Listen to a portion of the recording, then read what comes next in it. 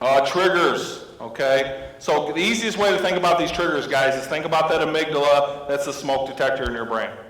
Okay, the amygdala is the smoke detector in your brain. It's our job to find our students' triggers and remove them or help them cope with them, right? Because if our kids are being triggered all the time, they're going to be in the back of the brain all the time, and they're not going to learn. And so as a staff of all the people we have in this building, if we can help identify our students' triggers, what's setting our kids off, and we teach those kids to cope with that trigger, or better yet, if we can just remove it, we can help keep those kids in the front of the brain where they're going to learn a lot more. I know, like the one for my wife, it was really random, going to the optometrist. Who do you think should go with Claire to the optometrist next year? Me, right? It's pretty simple. It's easy to remove that trigger from my wife, okay? Sometimes it's a little more difficult than that. Here's the ones I see the most in school settings. Breaking routine. Routine is so big. If kids that experience a lot of trauma, if they don't know what's coming next, they don't feel safe. All right? And if they don't feel safe, they're going to be in the back of their brain. I worked with an elementary girl once when I was a social worker who experienced a ton of trauma, and we would actually bring her substitute teacher in the day before. The teacher would take a day off, and she would meet the sub, and they would talk about what the day was going to look like and who I am, and I'm a safe person, and blah, blah. I know that seems extreme because obviously you guys plan all your sick days. You know, it's hard to do. But if we did not bring that sub in the day before, that girl was going to have she had extreme fight response. She'd tear the room apart. She'd get kicked out for that day, and it wasn't going to work out. But it's a great illustration for me of how important that routine is for safety. If I don't know you, I don't feel safe around you, right? If I don't know what's going to happen next, I don't feel safe. And so if we're going to disrupt these kids' routines, we need to be able to have a conversation with them ahead of time. So if you're seeing that kid every time you have a fire alarm, if they have a hard time afterwards learning, that'd be a kid to have that conversation with ahead of time. Let them know what's going to happen. Hallway time, that's big. A lot of students can't handle it. There's too much going on. How do I know if I'm in a packed hallway? I don't know what the hallways are like here at South Callaway. But some schools are pretty packed. How can I know that I'm going to be safe when I'm in a packed hallway with 20 other kids and we're bumping shoulders and all that kind of stuff? A lot of kids can't handle that. Okay, so if they can't handle hallway time, let's get them different. So they go 2 minutes early, 2 minutes later, whatever it might be. Those are easy modifications to make. Feeling out of control, being rejected by peers or staff. Okay, we got any middle school people here? Oh my God, rejection's like every day, right? That one's super tough.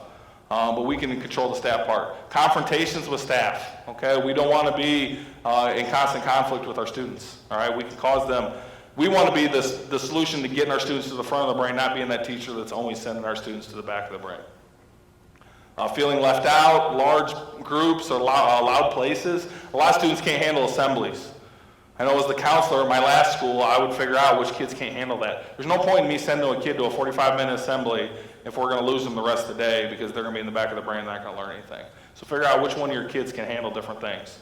And just being preventative about, hey, what students are going to struggle with what situations. We did my last school, we did a mock car crash. And it was great because, unfortunately, automobiles are the most dangerous things our kids encounter, right? So it's really valuable information for a lot of our kids. But if you lost a parent in a car accident, do they need to see the mock car crash and the blood and all that kind of stuff? No way, right? We need to be able to help kids not be involved in those situations. And that stuff sounds obvious, but how often we miss that stuff a lot, okay? We put kids in situations that are not going to be successful. Triggers can be any sensory information, okay? So the big thing is sometimes they're really obvious, like the hallway time, all right? Assemblies, being around a certain student and situation. Sometimes they're really obvious, sometimes they're really, really hard to find. It takes a group effort. It takes really paying attention to figure this stuff out. At my last school, I worked with a young lady that was sexually assaulted in the rain. And every day when it rained, she would come to school in the back of her brain. And so I would just, if I'm driving into work and it was raining, I would just bring her to my office right away at the beginning of the school day. Because I knew. And she doesn't get to pick. She can know that that's irrational. It does not matter. Her amygdala sees the rain and sends her to the back of the brain. Okay? And so I would just meet her at the beginning of the school day. We would do some different coping mechanisms, and we'd get her to the front of the brain where she could learn that day. And so that one was hard to find. That's the point I'm trying to make. Sometimes they're kind of weird and quirky and hard to find. A lot of times they're really obvious, but really the key is that all you guys are paying attention. If we have everybody in this district paying attention, getting to know our students, seeing those little things, charting that data, you're going to figure it out. You're around these kids all day, every day. The other thing, guys, it's not personal. Their behavior is not personal. That's the number one thing that made me a better educator, is when I stopped taking the behaviors personal. It's not personal. Their brain is thinking safety first. Literally, right before Christmas break, I had a young lady walk in my classroom, F this, F that, F you, F the school. I don't want to do any of it anymore, blah, blah, blah, blah. You guys have heard it before, right? In the past, I probably would have took that personal. You know, you respect my authority, and we're going to boot you out of here for a couple weeks. But now I look at it, I'm like, she's in the back of her brain. That's what's going on, okay? And I know this girl, and I know she's had a really challenging life, okay?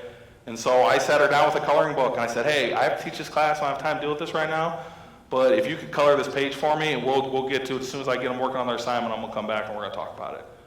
And it's amazing because you can see the energy dissipate her body. Like her leg was just bouncing like crazy while she was coloring, and I could just watch it go slower and slower until that leg stopped.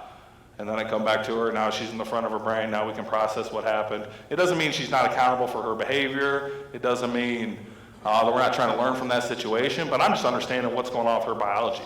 And the better I've gotten at that, the better I've become as a counselor, as a teacher, whatever. Better as a human being. Heck, I'm better at Thanksgiving now, or Christmas. Like, we all have that one crazy uncle, right? Who wants to talk politics the whole time and get in a fight with you, right? You guys all have one of them. I don't take that stuff as personal anymore, okay? The more